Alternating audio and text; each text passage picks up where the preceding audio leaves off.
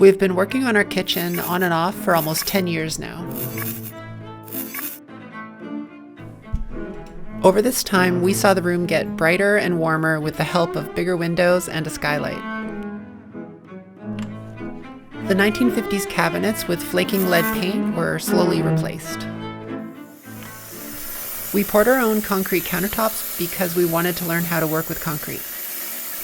There might be some more concrete projects in our future because we had a lot of fun with this. The cabinets remained without doors for a whole year because we got a puppy and she spent most of the year training us. Yes. But the doors finally went on in 2024 and the wall tile followed soon after. Today's project is to put doors on the upper cabinets as well as the pantry and the above fridge cabinet. One of the build methods is a shaker-inspired style with all-around grain matching and chamfers that give it an elegant shadow line. The second method uses Reson clear cedar paneling as a veneer on an MDF core. The doors integrate tightly with the existing wall paneling. These panels are maple veneered MDF. We were looking for a light colored wood with subdued grain, and we found this for sale in our local lumber supplier's discount bin.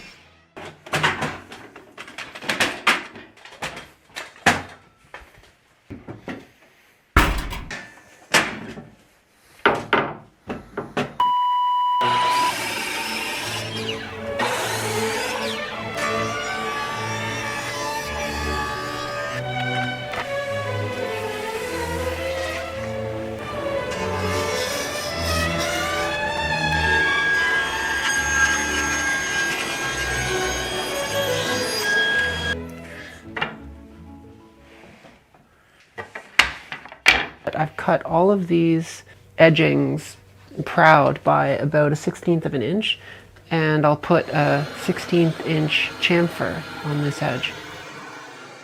I don't want to be trying to sand up to this chamfer because I want to maintain that really crisp edge. So I have to sand all of these panels first.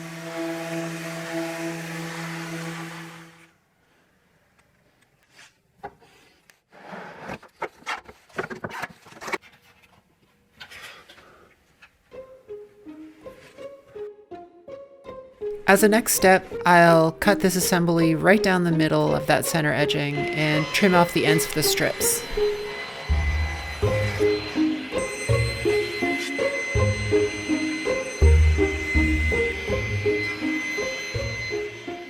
I need to put little chamfers on all of these edges right here before I glue on the edge banding on the top and the bottom.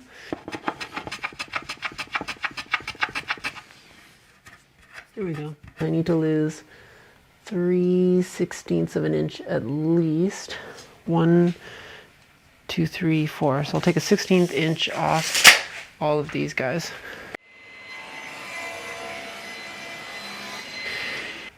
I think we are ready now to put on our top and bottom moldings.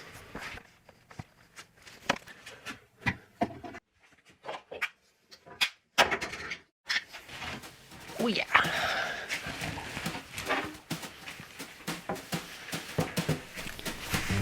On the back door, the edging is flush with the panels, so I can sand a bit more freely.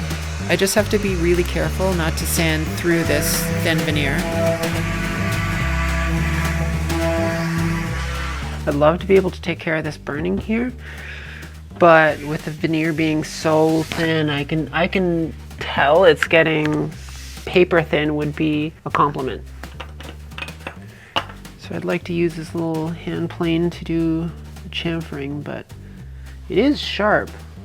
I have no hair on my arm left.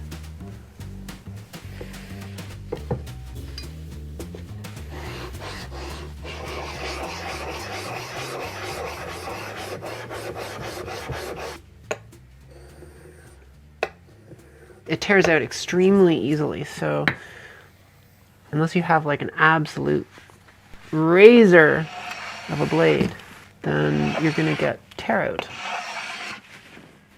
Yeah, I'm getting nice shavings, and if I feel it, I'm not getting tear out. But you know what? If I take a little bit of a deeper cut, then I do get the tear out. So how annoying. This makes me very happy. So I was using the Lee Nielsen, which I had quite sharp, and I couldn't not get tear out, but I switched to one of my small Japanese planes, and it's perfect. It's just perfect.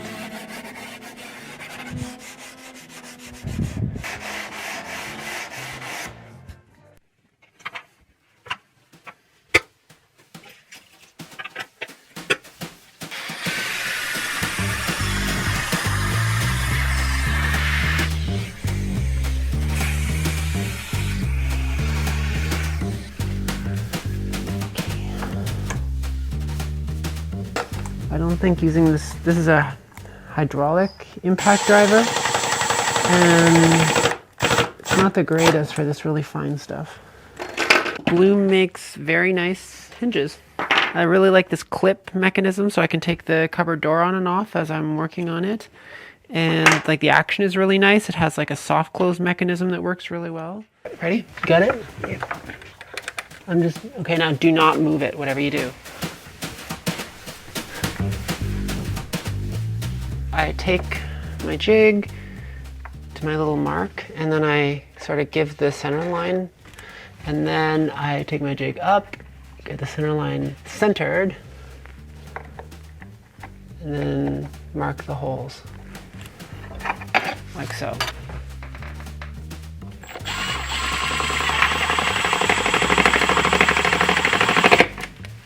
And these hinges are pretty adjustable, so you don't get it absolutely perfect, it's not the end of the world.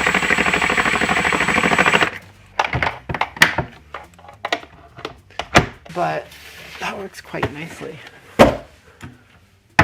Yeah, that'll work. This is the thing with these, when you have a bunch of these hinges, like that's good, but now they all have to move over a little. And then you basically just got to spend an hour getting, like splitting differences and getting everything adjusted. I'd like to use more shellac in my builds, so I use this project as an opportunity to learn how to mix my own. Okay, that'll do. I don't think it's not particularly dangerous unless you drink it. Okay, so now this here, in theory, should just dissolve. I've never mixed my own shellac before. I've always just used like Zinsser products. Okay, so let's see, hopefully this won't crack the jar.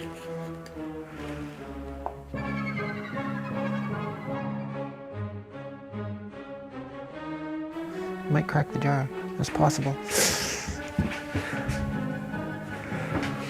What do you think about all of this? What do you think about our science experiment?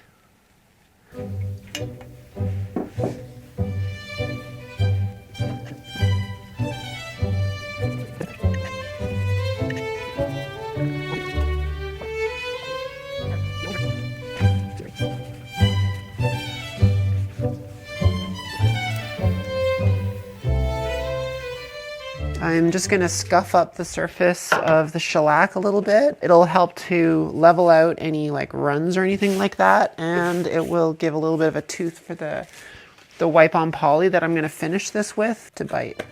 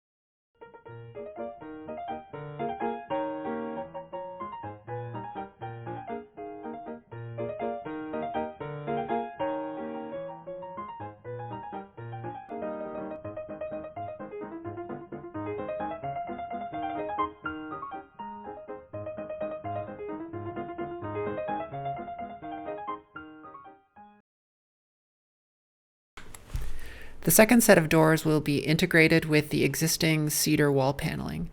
The MDF panels for the doors will be framed, veneered, and edged.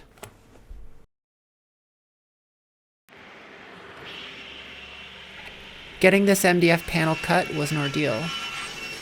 The board had a localized hump right on the edge, and when I would put my square against it, it would be on a slight angle.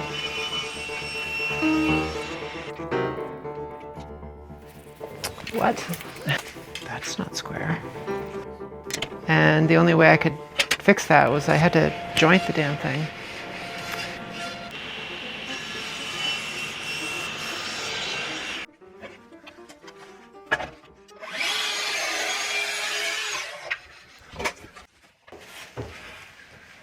Naughty.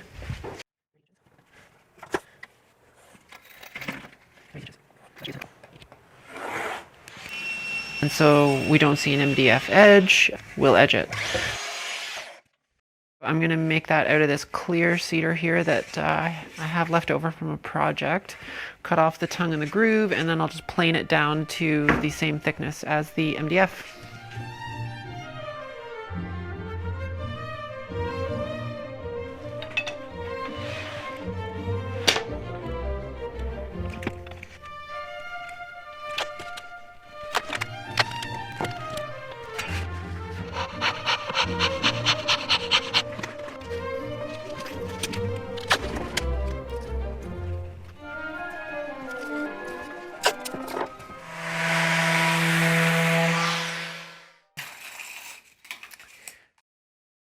All of the paneling in the kitchen is clear cedar, and this is naughty cedar. This stuff here, it's clear, but it will not look very good because of the grain pattern, these cathedral patterns. What you really want is something like this here. Nice straight grain. You can tell this is a flat sawn board because it's a mixture of these cathedral patterns here, and then as it was near the outside of the tree, this quarter sawn region. So it's this nice straight grain here that I'm interested in making the trim out of.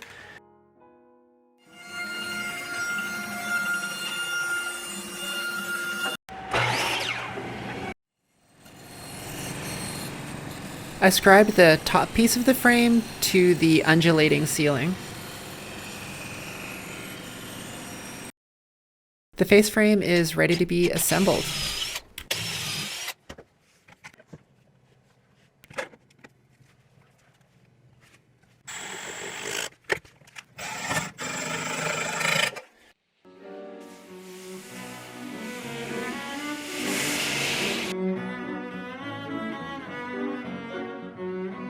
Just to make it last a little bit further, since clear cedar is so expensive, so what I've done is I've resawn the cedar. We're not actually using this as a wall paneling, we're pretty much using it as a thick veneer.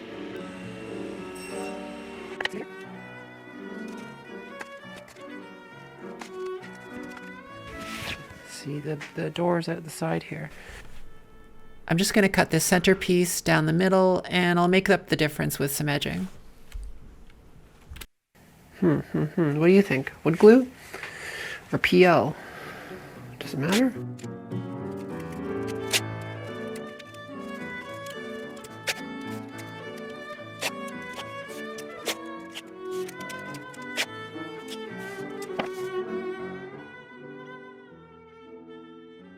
I'm gonna have to figure out a good way to clamp this. And on it goes.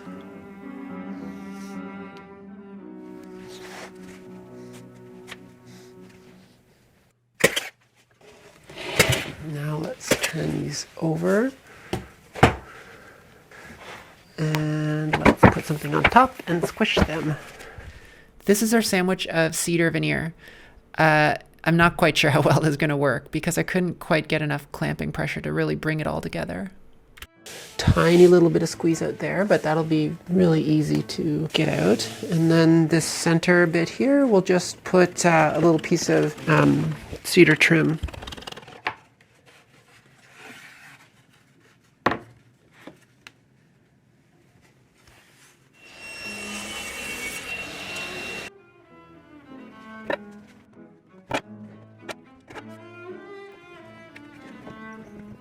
we're going to, over at the table saw, just cut down the middle of this centerpiece here.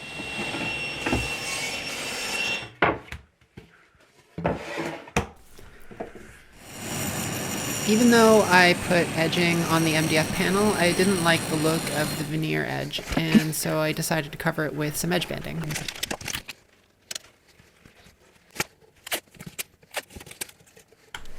The panels needed just a tiny bit of trimming over at the table saw. My stop here I was using just to sort of control how much I was trimming off, and I forgot to flip it up as I made the cut. At least I know the Sawstop works. Unfortunately, I had my nice Woodworker 2 blade in, which is a little unfortunate. There we go. That's what it looks like when your Sawstop goes. There we go. So you have a broken tooth here and a completely missing tooth here. Well, the carbide is missing. So I see a little communications port right there. So I guess this goes in. Ah, there we go. There we go. Oh, I got it. I got it. That was all it needed. Okay, good.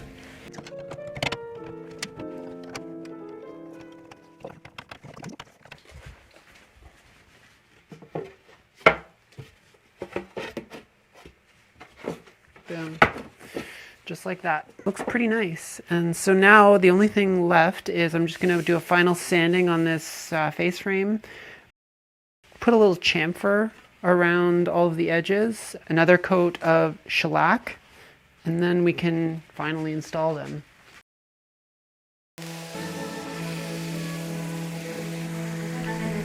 I'll repeat all the steps one more time for the pantry doors.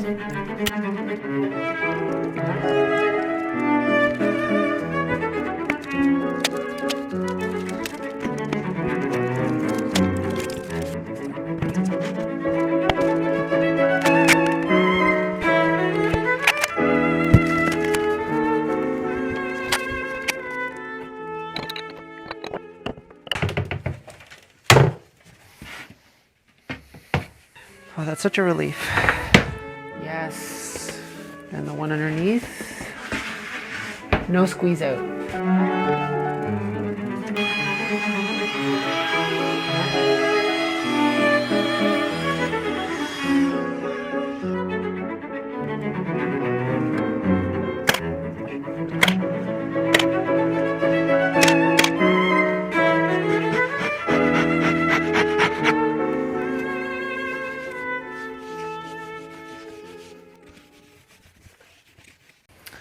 All right, so I've done the old CA glue and wood glue trick. I'm hoping that that will give enough strength to hold it until the wood glue dries.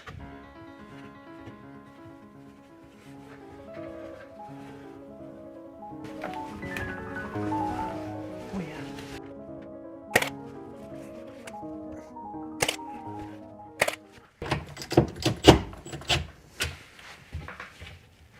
There we go. Okay, will there be enough room? Oh, yes.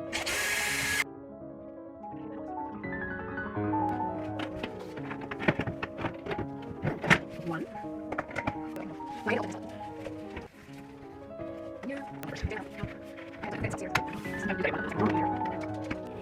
Pretty much.